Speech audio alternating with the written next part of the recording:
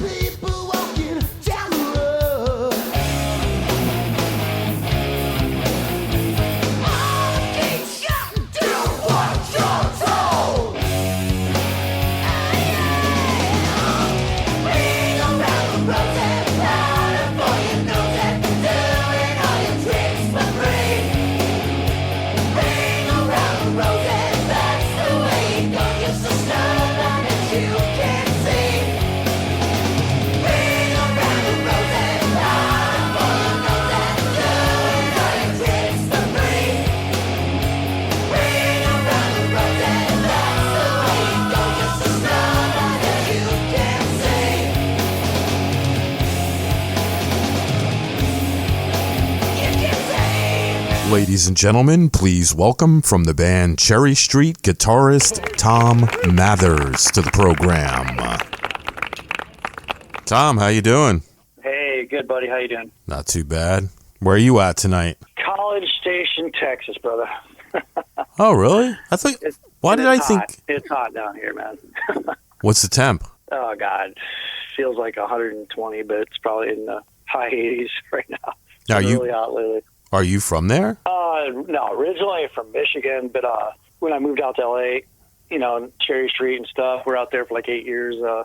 We toured like the United States, but we came through Texas first and just loved it and spoiled us. So actually the whole band's probably lived here, not at the same time, but there's 3 of us, Dallas, San Antonio, and College Station right now. So it's a really cool state. I love the food, the weather. It's warmer down here. Sometimes a little too hot, but you just stay inside with the AC, Very cool. It's like 80 here in North Myrtle Beach. No kidding. Wow, it's warm up there. I know up in talked to my mom today in Michigan. It's like super cold up there right now. It's really weird. Yeah, I love living down in Myrtle Beach. I'm originally from New Jersey. Oh, nice. Yeah. The South is the food, everything, man. Just the weather.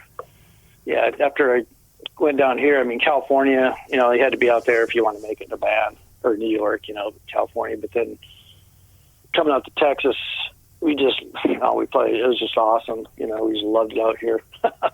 That's cool. Tell me a little bit about your musical background. At what age did you start playing guitar? Well, I started out because, my parents are like, you can't they made me start on piano lessons, and I took them from a preacher's wife, and I had to learn all these hymns, and church hymns because I went to church across the street, and that, but then my buddy in 4th grade, he had an acoustic guitar, so I immediately begged for one of those, got one for Christmas, and started playing acoustic guitar, taking lessons with him. This guy used to give us lessons and stuff, and it was really cool because, that was like, even being acoustic guitar was just like awesome compared to playing piano. I just like gave up on piano right away because, the guitar was just hooked on it. I just love it. And, I was like taking lessons, and then later on, in junior high, I kind of saved up and bought my first guitar. Because back then, you didn't have the internet. We had Sears magazine. Right. So I had to buy one of those little cheesy $49.99 or something Sears electric guitars, but it looked really cool in the magazine. Right. And then you get it. It was just terrible. The strings are like 3 inches off the board, But anyhow, that was like. Then I was just like got totally into. Then I had to find an amp and stuff, find the electric amp, and it was like. Back then, it was just like, it's all you want to do, 24/7, just play guitar. It's cool. That's awesome. Who were some of your influences? Oh, my God. Like, there's so many, like, AC/DC, Warrant, Kiss. My first concert, that just blew me away. It was like 7th grade, and it was the Kiss Alive tour, and they came through Mount Pleasant, actually played our hometown. We had a promoter there that ended up being a really big time kind of promoter in the Midwest. He was going to college there, and he brought in every major band you can think of. Ted Nugent, the Foreigner, the AC/DC, not AC/DC, but the Kiss. But seeing Kiss, when you're in 7th grade, when they had all the, it was not even a concert. It just like life changing. You just immediately, I went out and bought the 8-track. That was the whole, 8-tracks were the big thing. Yeah. Back then, Mm-hmm. So you a Ace fan? Oh, for sure. I've even my last little schnauzer dog was named after Ace. Yeah, Ace was cool. I mean, it's just you just see him bigger than life. My next door neighbor played guitar, and he had a bunch of Ace Frehley posters, and you're just like, wow, it's just very life changing if you're like into music, and there's just no bands like that now, They put on a show. It's not like you're watching paint dry. Right. Some of these bands. Who's your top 5 guitarists, man? Oh, God, like so many. I mean, Jimi Hendrix, I love Ted Nugent, too, man. I was into Ted Nugent, Angus Young. Mm-hmm. Angus Young's probably my most favorite with Ace Frehley. And, Uh-huh. Yeah, so those guys were just, I'm not like a shredding kind of like, the Yngwie kind of guy, so I just like the straight ahead, more blues, rock, hard rock kind of, because that's kind of what I can play and stuff the best. That's what I'm into. Very cool. Tell me about the band Cherry Street. When did you guys form, and who were the players?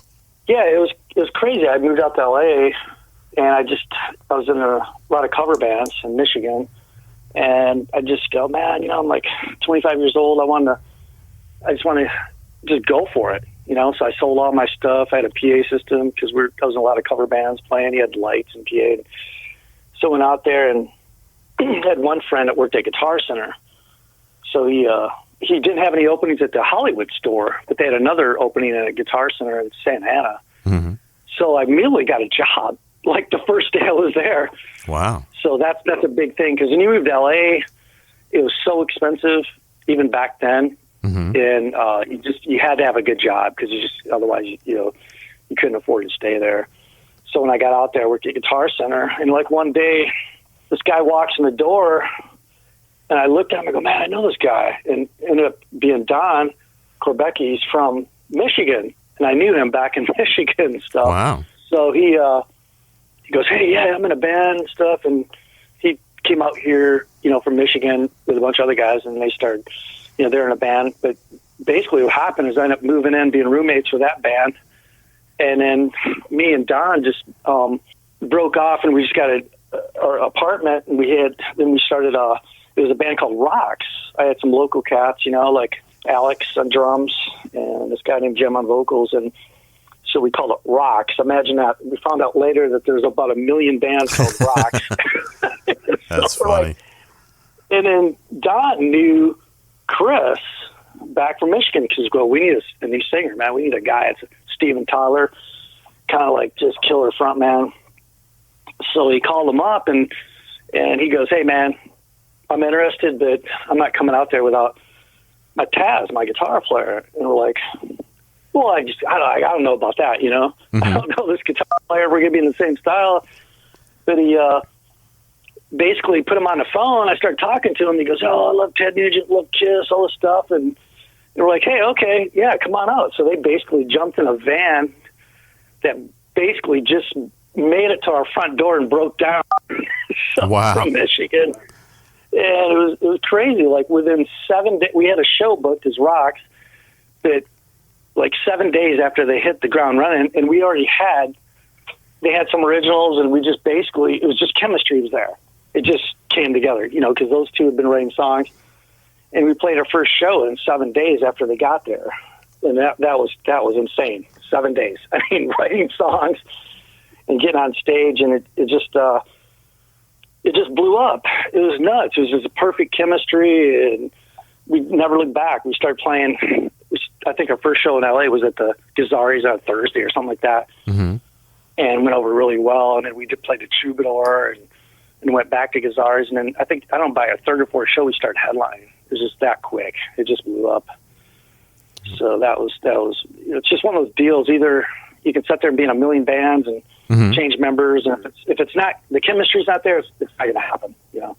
Yeah, you guys toured and shared the stage with bands like Dangerous Toys and Foreigner and Warrant, April Wine, Vince Neil, Slaughter. What's that like? Yeah, it's some of those shows where it was crazy. Like the first off, let me say, well, Dangerous Toys, we played a awesome show in Houston, Texas, and that was really cool. Those guys are great. Jason's a good friend of mine, and we just did a support show, and it was awesome. And then I actually made a contact with Kevin Fowler, played guitar in the band, and he ended up being one of my first artists on Paris Records after, you know, I started the label again. So that was really cool. And just like Foreigner, that was like in Kansas, Hayes, Kansas, an outdoor deal. Mm-hmm. It was like 10,000 people. We're the only band with Foreigner. So that was really cool to be the only band opening and stuff. And then Warrant, we became really good buddies with those guys and stuff. So, you know, they ended up working with us later on. I mean, I worked with them with Paris Records, did the Influence CD. They're all, you know, the covers record they did. But they're on tour with Poison, so that was like a huge deal for me to do distribution on that record. Mm-hmm. And then Eric Turner and Tommy Thayer ended up producing us, you know, on BMG. So that, you know, it was just it's just like a deal. Like you just start making contacts, and everything just takes off from there, you know. And that's very cool, man. In 1990, you guys recorded a home video with lots of fans and celebrities for the video Walk. Cameos from Bon Jovi, Sam Kinison, Janie Lane, Lemmy, Bret Michaels. How did that come about? That's a really funny story. I was just telling my nephew, went out to dinner with him tonight, and he was cracking up. I said, "Dude, should I tell the whole story, half the story, because it's kind of unbelievable. Some it's what happened, but it basically started out in the mall. I was checking out this mall, and they had this little shop where they shop. People would go in there and make a video. Mm-hmm. You come in the mall, $9.99, make a video. You know, you go in there with your friends and stuff. They put on a cover song, whatever. Well, I had a brilliant idea. I told the guys, "Hey man, the next band meeting, we always had band meetings. I go, dude, this is it. We can shoot a video for $9, dude. What's it gonna hurt to just give it a try?" So they're all going, "I don't know, man." In a mall, we're going $9, man. But believe it or not, you know, I went down there. They checked it out. So we walked into this place, and they probably thought, "Oh my God, what is going on?" Because we walked in there with our hair spiked up, leather, our guitars, the drum set, and yeah, we want to shoot a video. And what I did realize is the room was a lot smaller. We could barely fit, you know, we couldn't fit the whole band in this room. So basically we shot, you know, Chris separate, and then we did the, you know, guitars, bass and stuff, and the drums and stuff. And then we basically, you know, ended up at the end, it was more than $9. It was like $30, because then we had all these separate tapes. So we're going, "Oh my God, what are we going to do with this?" You know? So this promoter guy was really super cool. We did shows at the Roxy with him and Gazzari's, and he goes, "Hey man," his mom and dad, he had like a porno company, and so they had a video editing guy, and I thought he was joking. He goes, no, man, this is, you know, don't tell, like, we don't have you, a lot of people don't know that our family business has pornos and stuff. We That's go over there, funny. and it's a rock and roll story, man. So we go over there, and this guy, and we go, "Hey man, you know, we ain't got no money, but can you edit these videos, or how much is it going to cost us? We'll play some shows and pay for it." But he saw the videos, and he goes, yeah. So we ended up making like a home video, so we could, because it was tough to make one video. We go, if we can sell it, we can pay this guy. So we did a home video, added on to it, and so we started doing editing. But before we did, actually right before that, I started going, "Man, you know what? We got to get some celebrities in this thing." So then we're at Bill Gazzari's bash, and we happened to have this girl there, and she had a video camera. And we knew CeCe DeVille, and I ran into Lemmy. He was always at the Rainbow because he got paid to work, just hang out, and everybody knew Lemmy. He's a super cool dude. Mm-hmm. So we got Lemmy and CeCe. They started out to go, "Yeah, we want." CeCe goes, I want to introduce you guys." Well, that's the part we'll do, because basically we just wanted to say the Walk and have them as the chorus. But then, you know, they want to introduce. I go, "Yeah, this is killer." So it's just like that. And then since CeCe did it, we got Bret Michaels to do it. Mm-hmm. And that night, Sam Kinison was there. So we got Sam in it. And then later on, we got, you know, Tracy Guns and then Janie Lane, such a new Warrant. We did it, cameos. And so we shot this, and it's nuts. Just for me walking into a mall, wanting to shoot a video for $9.99, it actually made it on MTV. And we were on there talking about pay to play. And it just skyrocketed, you know, because MTV back then, that was like the big deal, you know. And the pay to play segment, we met Carla Diamond from MTV, Mm-hmm. and she interviewed us along with Slash and you guys more at different bands. And when we got in the MTV pay to play segment, and they played that thing, it was like the most played news segment. Kurt Loder actually was the guy who introduced it, and Wow. like our phone. We were in Metal Edge magazine already. We had our phone number advertised. So we were getting calls all over the United States, some European calls.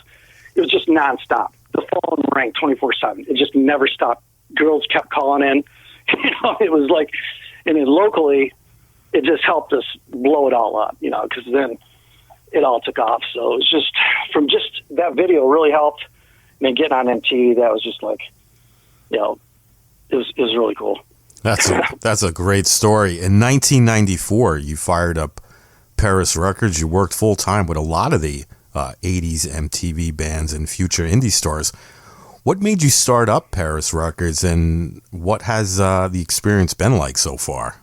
Yeah, it was kind of like a crossroad, because what happened, I was in San Antonio, the band broke up, and most of the guys were in Texas, and I was in San Antonio, and my father had heart surgery, so I go, oh man, I got to come back. So I came back to Michigan, and then we had a 3-year deal with Marc Razzle, Ashley Street Entertainment. He actually fired it back up again, and he did all the bands, Quiet Riot, Peter Criss, Warrant.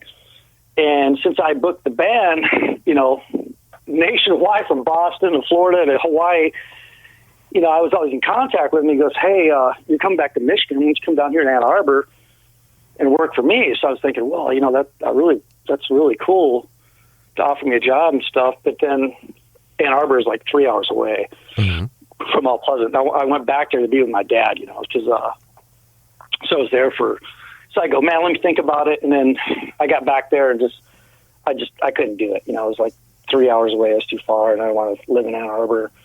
And so basically I just kind of like hung out in Mount Pleasant, and then I started having bands hit me up, and I was talking still with Kevin Fowler from Dangerous Toys, and he wasn't in the band anymore. So he had a new band.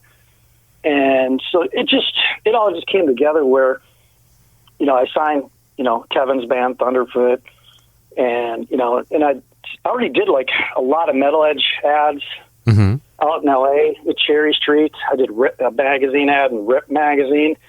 And one of the ads, I even had a band called Razzle, which was all 4 guys that turned out to be in Lit later. Oh, okay. So, I had so I got a lot of experience by doing that and working with a few bands around Orange County and LA. So then that just kind of exploded and went from like little ads to big ads to 2-page ads. And then Metal Edge magazine, I actually became friends with the owner, Alan Toller. His dad owned the magazine, and he just offered me, he goes, hey, you want to do a sampler? Because I was doing these samplers. And he goes, you want to do a sampler with a magazine? It goes out to 5,000 subscribers. And the guy, all he had to do is buy the ads. He was totally cool. I'm pretty sure he didn't even charge me for it.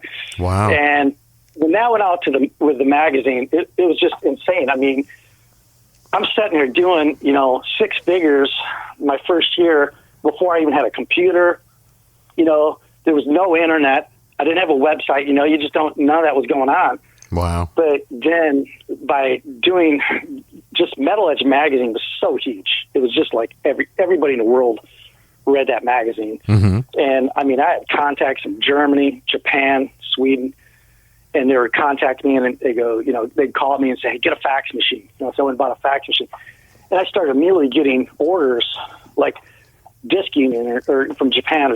I'd be getting $5,000 orders from Germany, Japan, and it was like, I'm going, what? This is insane. And I go, what's your bank details? They'd wire me money, and it was like insane, like not even a computer or anything, and be doing like 6 figures a year. I mean, that's just, I wish it was like that now. That's damn good. Yeah, because the music scene, it was just incredible back then. Even though it was like the early 90s or going in almost the mid 90s, there's still a scene for it. Everybody still wanted, 80s rock was still kicking and stuff, more on the indie level. But, it was cool. And then the sampler CDs were incredible. Because, I mean, I hooked up with a distribution company, and they got like bands like Warrant, Dio, Dee Snider to be on these samplers, and then like just within the first year, I also hooked up major distribution through Selecta Hits, which is out of they're the Sam Phillips family. That's out of Memphis.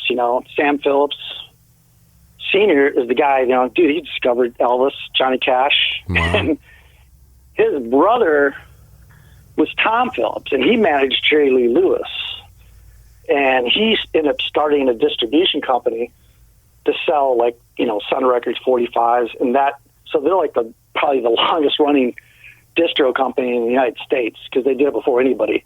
Wow. And I've been working with those guys for like over 25 years. I mean, they're like family. I mean, I've been down to Memphis and stuff, and it's it's just the history, the whole family, but they're the most honest, nicest people, and that's why I've stuck with them. You know, I had a lot of companies come and go, oh man, come over here, we'll do this, do that for you. But no, man, why would I change when you work with somebody that are, you know, I'm totally loyal, you know, and they called me, you know, and the first band was Roxy, and they just started ordering thousands of CDs, and they go, okay, what else you got?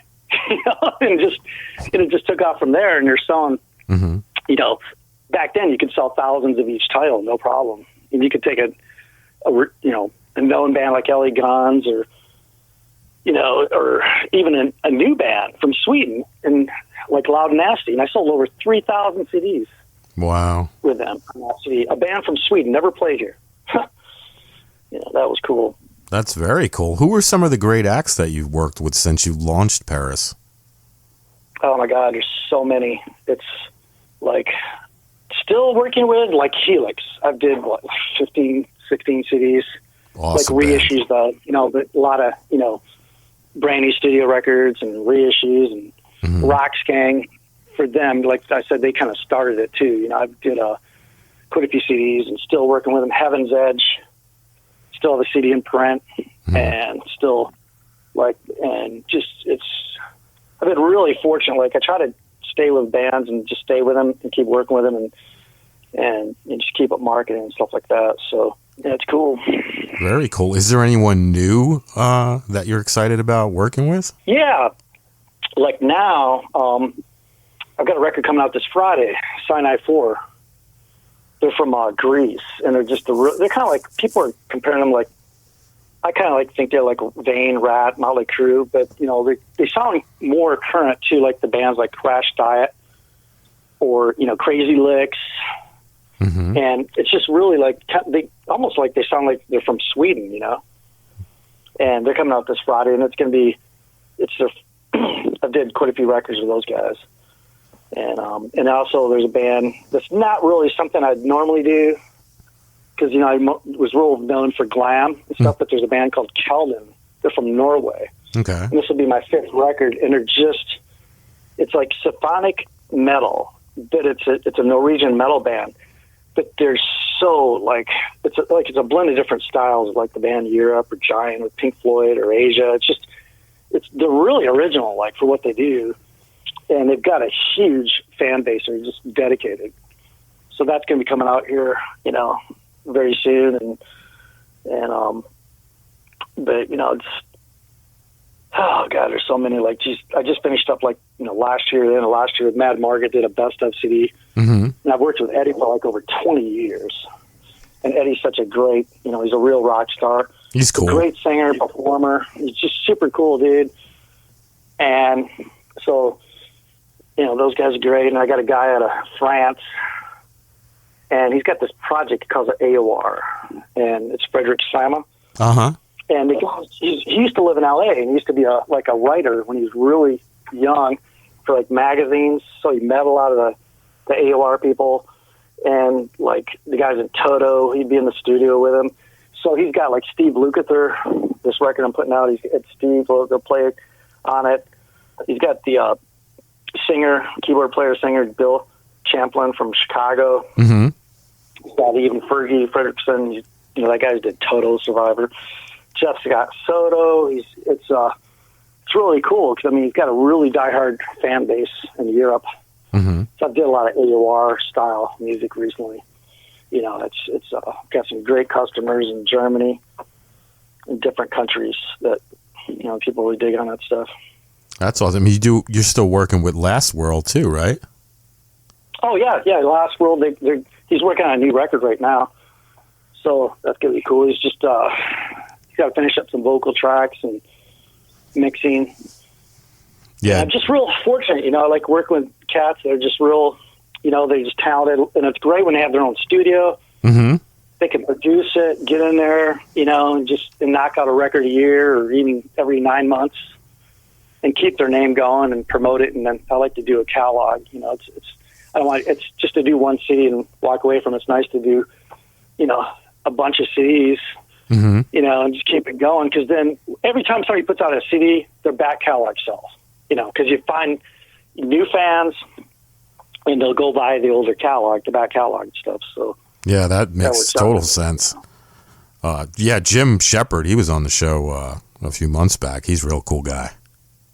Yeah, he's excellent. Real easy to work with, and did some really cool radio ideas, because I try to really do less bands now and work with hundreds of radio stations like, you, and just podcast and, just do radio ideas for them, because they really appreciate that, Oh, yeah. And then they give you, and I spend a lot of time on Facebook and sharing the post and the airplay and try to work it, just like back in the day, usually you paid a company thousands of dollars to do it, but you obviously can't do that now. So I try to wear a lot of hats and really promote the bands and keep that going. But Facebook makes it easy, because you have the Facebook groups, which is the best part I like about Facebook. Right. I'm not in there posting pictures about what I'm eating that night. If I go to dinner, right. Pictures of it.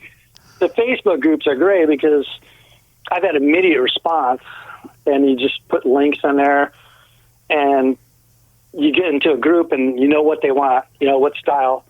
You don't post a glam band in a AOR site, Facebook group, and it's just it's definitely it's got advantages working it the right way.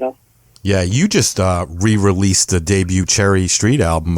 What has the response been like? Yeah, if I had any idea that I was going to get a response to it, I probably would have just said, "Hey, man, I'm just going to press it and sell it," because I just said, "Oh, I'll just do 500," But right away, I had a guy in Germany wanted, hundreds of them, and Japan. Everybody just started ordering up before it was even the release date.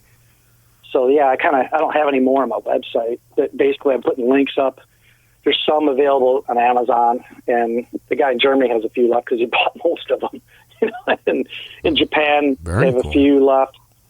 So yeah, it did well, and that's like the first CD. It started the whole deal. Was like the name Paris Records, and we put that out. And because before that, we had a 3-song cassette that sold like 8,000. It was so crazy. We hooked up important distribution, but they ended up getting bought out from Relativity Records, and then but they it was insane how that deal happened, because in Sunset Strip we're playing like Gazzari's. And we had 3-song cassette, and we went down to Tower Records and go, "Hey, man," Joe was the manager, and they really didn't do too much consignment, because, a lot of bands bring stuff in they wouldn't sell. Mm-hmm. He goes, yeah, you know what, bring a box down. If you sell, keep an eye on them. If they sell, I'll pay you. If they don't bug me. Don't waste my... I was like, oh, well, he's a busy guy. He's a manager at Tower Records on Sunset, man. So... we went down and we basically sold out within hours, because we got a bunch of our fans to go, "Hey, we got a cassette down at Tower Records, man." So we started having fans go down. I think we sold like 600 or 700 or something through this. It was insane. He couldn't even believe it. He was just like, we kept selling out. And then he goes, "Okay, bring 100 down or bring 50. If you guys are doing a show." And we'd literally just send everybody to Tower Records. That's before we worked with any other stores. Mm-hmm. And it just, and the guy really... like him, and there was a lot of other cats too that work with me, and he's the one that hooked me up with Important Relativity. He goes, "Dude, you got a really good buzz. You got this going on, and here's a distribution company, and they can help you sell in, New York, everywhere, LA. They can ship them to the stores for you, you know." So, by doing that, I learned just not on, I never intended to do any of this stuff. It just happened. I did the business for the band. And that's kind of like what developed in the, Paris Records for other bands. It kind of exploded, and to have a career doing something I love. I mean, dude, I feel like I'm the luckiest guy ever, man, because it's like it's not a job to me. It's like a lifestyle. I love it, and I love what really inspires me is to help a band out. Mm-hmm. And just because I was in a band, I know how it is. I know how hard it is, and to help them get on the airplay, get the reviews, and get them in stores, and it's like I'm a fifth member of the band or something. It keeps me going. I don't think I'll ever stop. I think I'm gonna do it ever. That's awesome. Do you plan on re-releasing any other titles by Cherry Street? Yeah, that's funny you ask that, because what made me think about the first reissuing the self-title is once I found out, I go, hey, it's 30 years coming up. It's the first city in Paris. But before that, I had fans like in Sweden, Japan, going, hey, and they sent me links on eBay, and there's a guy in Russia. He basically got all our demos and took pictures from our flyers, and he put out our 10 of our demos. And it's so messed up because even my wife's a lawyer, and, contacting eBay. If you put anything up there and you say like promo, or you say you got something live, sometimes they'll kick you off, Mm-hmm. But I'd send them letters and they wouldn't even kick this guy off. I'm like, this is so messed up. Plus he's from Russia, Right. But so yeah, I'm thinking about this summer just putting it out there and add more bonus stuff on it. Maybe possibly put our walk video on there, just to kill their sales, just so that guy will set on the stuff, because I'll put a bunch of bonus stuff on it and make it like real photographs. He had flyers that look like crap, and Mm-hmm. but people will buy it. I had a guy in Sweden, they $50 a piece. I know he sold quite a few of them. Wow. So yeah, I think that's something I'll do this summer. Work on that, Mm-hmm. since the self-title is pretty much gone, it just blew right out the door. That's very cool, though. I mean, so the response has been real well then, Yeah, a lot of people there's still a lot of people out there that knew the band. I remember when Chris was in LA Guns, he had constantly people come up to him about Cherry Street. And of course, I've had people just over the years, just a lot of people just kept in touch with him too. And I've had customers from back then that actually ordered for me from Metal Edge Magazine. It was actually called Monroe Promotions. Mm-hmm. That's when I worked with the guys in Lit. Well, they were called Razzle back then. And I worked with quite a few bands. But back then we sold cassettes and T-shirts and pictures and buttons and all that good stuff. Mm-hmm. But yeah, so it's all good, man. Really lucky. That's awesome. Do you have a website you'd like to promote? Yeah, it's just I've had it for years. ParisRecords.com, PerisRecords.com. Had it for many years. Mm-hmm. I've had it rebuilt quite a few times, and I'm on Bandzoogle right now. They're a pretty cool company, and it's real basic. I just keep it simple. It's just PayPal. I click on it. Got videos up there and links, and of course I got the Rock Nation site, Mm-hmm. which Rock Nation really helped me out in basically 2006. The Rock Nation, I got it going, and I had a website, but I basically started print a newspaper, and I'm going, you know what? I'm going to get a newspaper out there and put it in stores Mm-hmm. with interviews from big bands. Like, I started out with Rob Halford, did my second issue, and I had everybody from Linkin Park to Creed to, Sammy Hagar. I mean, just everybody you can think of. Wow. And I had writers all over, and the thing took off. And at the peak in 2008, I had over 750 stores nationwide. It's a bi-monthly newspaper. And it got so crazy, it went from like 20 stores, 50 stores, 200 stores. I got the Hastings chain that we literally had to went from UPS trucks to a semi-truck. Wow. Because we had all these boxes. They had to pick them up, and we had the newspaper plant would get like a whole line of people, like 10 or 15 people, and just boxes all up. I had to print the UPS labels off. And my sales, like Select Hits, was loving it because we tripled our sales in 2006 in the U.S., the stores, because, the Hastings chain was like over 150 stores. We had all in the East Coast, Boston, Florida, and that just exploded. At the same time, I had VJs. I basically was drinking coffee, and I'd do 3 or 4 pots of coffee in the morning, 2 liters in the afternoon. Wow. And I had VJs on the East Coast, West Coast, and then we started doing a 30-minute video show. And I came up with the brilliant idea how to get it on Time Warner Comcast. A 30-minute show nationwide. We had 250 cities. Wow. With the show, we interviewed everybody, of course, like Rob Halford and Ryan James Dio was a real big fan and interviews. But we did like festivals, interviewed bands, Rock in the Range, and we, put in, 7 or 8 videos in there and feature an interview from somebody. And, it was online for a while too. And that was awesome. I mean, because a lot of Mad Margaret, their best selling CDs when they had like a couple of videos, Animal, Loaded Gun.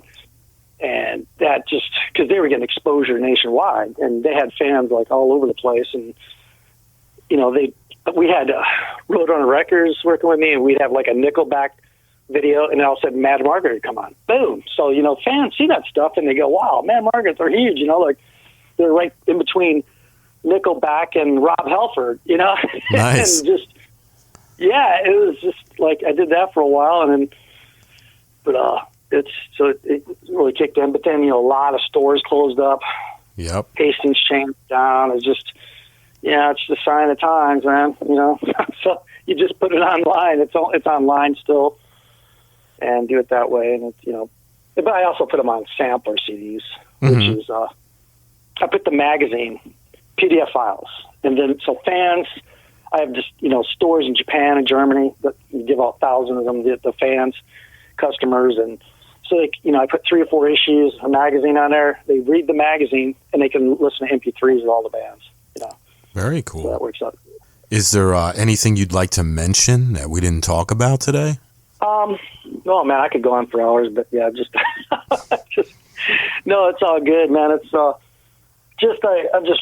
really appreciate all the support. I mean, I've had so many customers, like still, 20 years, 25 years later, they still are supporting, and that's great because, you just can't have there's nothing wrong with tribute bands and music and clubs and all that stuff, but man, you got to keep original music alive because what's going to happen if nobody's writing original music?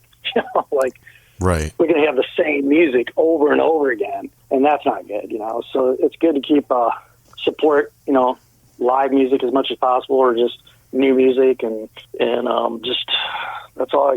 Just keep it going. I hear you, man. Well, Tom, I want to thank you so much for coming on the show today and sharing your stories with me, man. I really enjoy working with you too. I mean, we've been having a working relationship, I guess, now for almost 2 years. I mean, you send me a lot of good bands.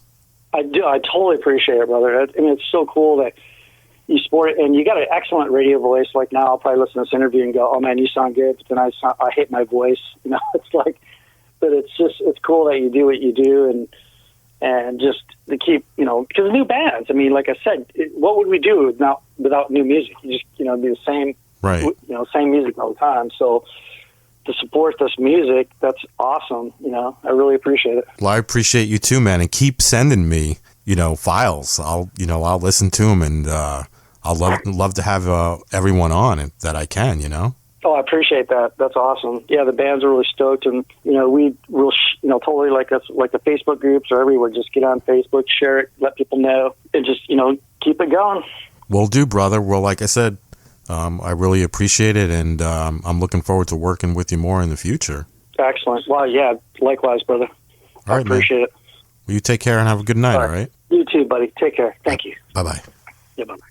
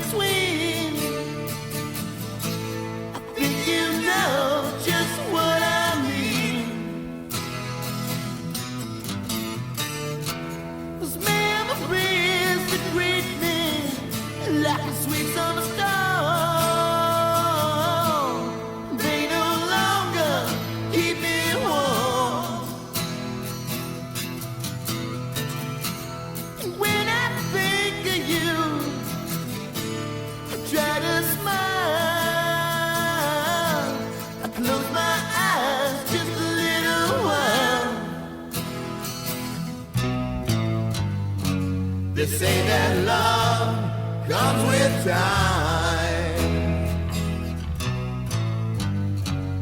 Seasons change. So did I. Show was fine. Show was fine. Show was fine. Show was fine. Yeah, yeah, yeah. Now my baby, you know it sure was fine. Show was fine. Show was fine. Show was fine. Show was fine. Now my baby, you know we're run out of time. And I was mixed up, turn around, never let 'em get you down without a minute most of the time. She was a fast talking, street walking lover on the cover, but she always had a let her back. We were too quick on the draw, really thought we had it all. I guess it sort of happened that way. Now it's too bad, so sad. Love you, little honey, but we should have took it day by day. Show was fine, show was fine, show was fine, show was fine, yeah, yeah, yeah.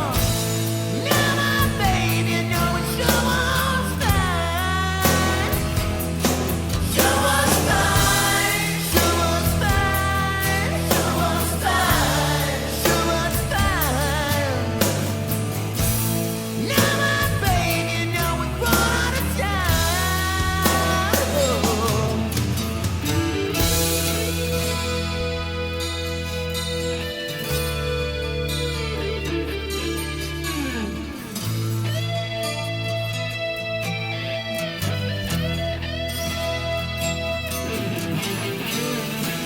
I never knew that I needed love so bad. Spent all my time about what I had. It's never right or wrong, just what's in between. I think you know